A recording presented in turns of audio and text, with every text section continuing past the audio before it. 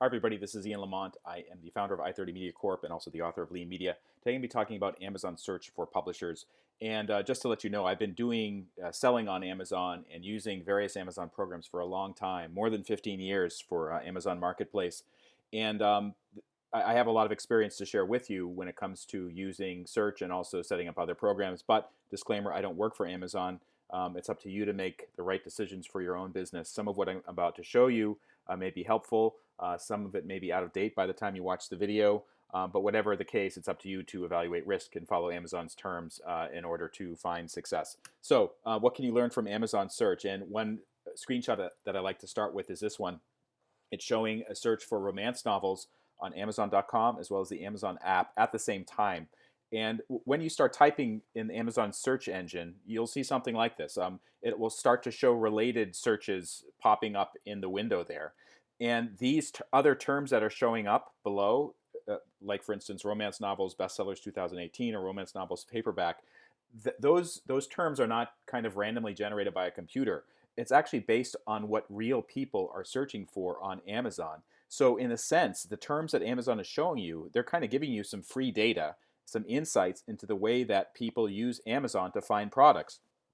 The other interesting thing to point out is besides the fact that the web version and the app version of Amazon search show things in a different order, there are some terms that are actually quite different, like they don't show up at all on one or the other version. For instance, steamy romance novels Kindle free shows up on the web version of Amazon, but not on the app version of Amazon when you're searching for romance novels. And the reason why is because the audiences that are using the web version versus the audiences that are using the mobile version are different. There's different demographic trends. Maybe people in certain occupations are more likely to use the web version versus the app version. So you start to see these differences. And what you should keep in mind is if your audience is, or your readers, they're more likely to be people who use mobile phones. I would be paying more attention to the terms that show up in the app version than on the web version. Okay, and so by the way, this is not just for books. This is for all kinds of products on Amazon. This is a search I just did the other day for binoculars, and you can see that it's populating these other terms below binoculars, including some terms I never would have thought of, such as binoculars 10 by 42 or binoculars with camera. So this shows what people are looking for when they're buying cameras, and you can use this type of information no matter if you're selling books or if you're selling something else. Okay, so let's go back to books again. I searched for romance novels the other day, and this is what came up on the desktop version of Amazon. And I wanted to draw your attention to a few things here. First of all, there's 100,000 results for books, romance novels. That is an astounding number. And obviously, Amazon can't show all of them at once. The second thing to notice here is that a lot of the results, in fact, almost everything above in the frame, at the top of the frame, it's paid search results. That is, publishers or authors are paying for their books to show up at the top of search results. This is pretty remarkable because it didn't happen before. And also, in a way, it's kind of like the way grocery stores or department stores work. You know, certain brands, they pay extra money to get their little display near the door or at the end of the aisle or something like that. And Amazon has set up a similar situation where if you want your book to get more visibility, you can pay them extra to have it show up there. And then finally, there's only one so-called organic search result, the Magnolia Sisters, which shows up above the fold. If you scroll down, you'll see more organic search results. And when I say organic search, I mean search that Amazon's algorithm is kind of automatically generating, depending on a number of factors, to show books that are related to romance novels. And the publisher for the Magnolia Sisters is not paying for that particular item. Okay, so next. You can see the same thing is happening with the app. At the searching for steamy romance novels, there's a sponsored sponsored ad at the top, and then there's some organic results below that. So Amazon clearly has some issues. One of them is way too many products. We just saw that with romance novels, 100,000 results. Number two, it makes it very difficult for people to find the products that they're looking for because not everybody's the same.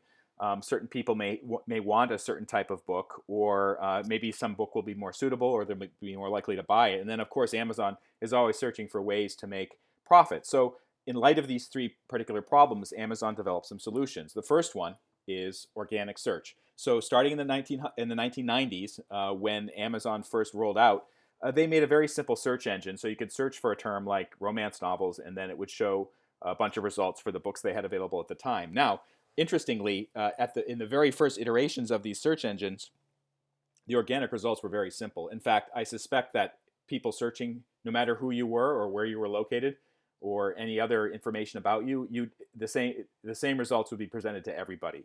That's changed quite a bit. Now the organic results are actually pretty sophisticated, as I'll show in a minute. And then the second thing that's come about starting around 2015 was paid search, and that's when Amazon began allowing vendors and publishers and other types of advertisers to pay for advertising on Amazon and kind of get their book or their product at the very top of the page or shown prominently in other places on Amazon.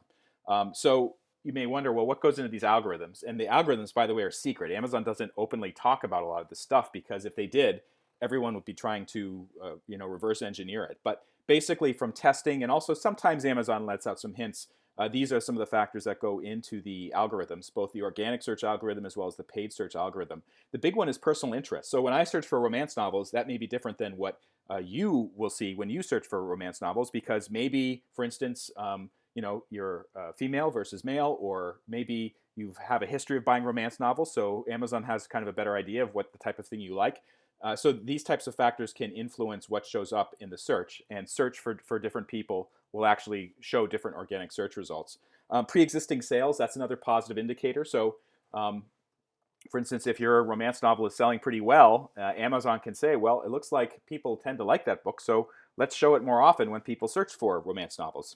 Strong pre-sales, so if you're launching a new book, whether it's fiction or nonfiction, if you set up a pre-ordering page for your book, Amazon sees a lot of people placing pre-orders. They'll see that as an indicator that it's likely to be a good book and it will likely to sell well. So they will help it. They will boost it a little bit in their organic search rankings. Time spent on detail page. Detail page is another word for product page. That means how long people are staying and looking at the description or the reviews or whatever.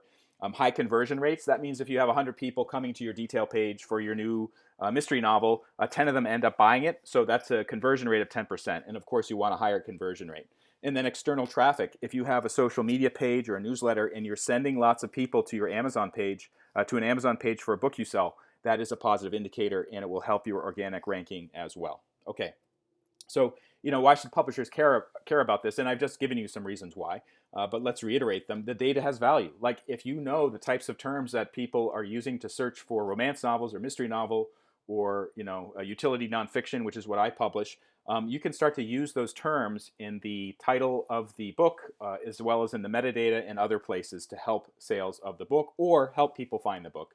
Second thing is that people on Amazon, when they're searching, they have intent to buy. And that's really important because on Google, sometimes they don't have intent to buy. They just want to research something, or they're just looking for some random piece of information.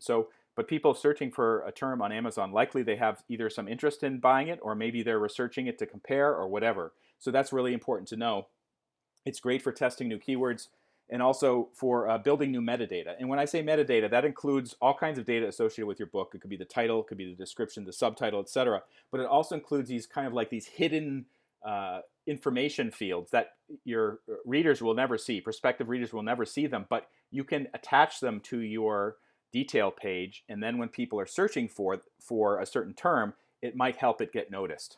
No guarantee, but it can help. So in fact, if you're using Amazon KDP, and I know a lot of authors do, you have 7 keyword fields, and you can put different types of terms in there if you think they may help people find the book that you're trying to sell. It should be different than the title and the subtitle. So Amazon is already indexing the title and the subtitle, but you can add these additional terms in the metadata field. They won't show up on the page itself, but it will tell Amazon search engine that these terms are associated with your book, and it may help it get some more visibility. And by the way, these terms, they don't have to be just used on Amazon. Oftentimes what I do with Amazon is it's a laboratory for testing products and testing keywords and testing metadata and then bringing it somewhere else. So I just take a lot of these terms and I paste them right into Ingram Spark or other programs that I'm using, Apple iBooks or Kobo or something like that, because I know that the terms work on Amazon. It's likely that they'll work in those places as well. Okay, here's an example of a book launch that went totally wrong because I was, and the person who botched this launch, by the way, was me. I was assuming that I knew what people wanted, and based on that, people would be more likely to buy the book. And here's the story. Let's make a book for people who want to learn spreadsheets. It's a mildly complicated topic. I know about this topic quite a bit because I've used it in business for a long time. So I'm going to make a book, this great book, that talks about how to use spreadsheets. And it breaks it all down. It doesn't matter if you're using Excel or Google Sheets. This really explains it for you. So I made this book and I launched it, called Spreadsheets in 30 Minutes, and it was a huge flop. Like, this book just nearly sank without a trace. And I was really racking my brain about this because, other books in the series, they'd done well. This one just seemed to be struggling so much. I was lucky to get maybe 5 or 10 sales a month. And then I realized the problem wasn't the content of the book. The problem was the title of the book and the keywords that we're using, because people on Amazon were not searching for spreadsheets. They were searching for Excel or Google Sheets or Lotus 123 or whatever type of spreadsheet program. And in fact, when I took the same book, created a new version of the book with a different title, Excel Basics in 30 Minutes, The Beginner's Guide to Excel, Excel Online, and Google Sheets, sales of the book took right off. And this book is, in fact, the #2 seller in my catalog right now, and it's been that way for the past 5 years, and I've sold thousands of copies. So this is a case where I used the keyword insights I got from searching on Amazon to change my book for the better, and it's been working out quite well. Okay, for more information on using Amazon Search or optimizing your detail page or all kinds of other Amazon programs, including Amazon Advertising, Amazon Advantage, and Amazon Seller Central, I've created a whole bunch of videos. If you go to leanmedia.org, click on video, and just click on my YouTube channel, you can find the videos there. I also have a blog on the same website, which shows how to use many of these programs. My name is Ian Lamont. I'm the author of Lean Media. You can find me on leanmedia.org. Thank you so much for watching.